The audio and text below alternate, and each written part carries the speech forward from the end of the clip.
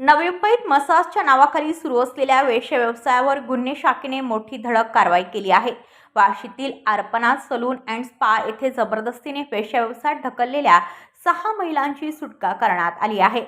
Police आयुक्त मिलिंद भारंपे सह police आयुक्त संजय येनपुरे आणि अपर आयुक्त दीपक साकोरे यांच्या आदेशानुसार ही मोहीम राबवण्यात आली।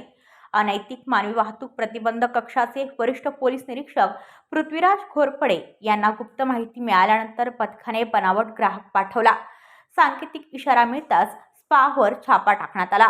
छाप्यात स्पाची मॅनेजर असीमा रॉबिन घोष हिला अटक करण्यात आली असून तिचा पार्टनर नर आलम शेख फरार आहे।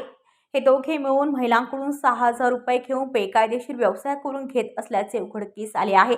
या प्रकरणी वाशी पोलीस ठाण्यात अनैतिक व्यापार प्रतिबंधक कायद्यानुसार गुन्हा दाखल झाला असून अटक आरोपीला 4 डिसेंबरपर्यंत पोलीस कोठडी मिळाली आहे। ही कारवाई सहाय्यक पोलीस आयुक्त धर्मपाल बनसोडे यांच्या मार्गदर्शनाखाली करण्यात आली। ब्युरो रिपोर्ट, नवी मुंबई, पनवेल वार्ता न्यूज। आपल्या परिसरातील बातम्या आमच्यापर्यंत पोहोचवण्यासाठी स्क्रीनवर दिलेल्या क्रमांकावर संपर्क साधू शकता।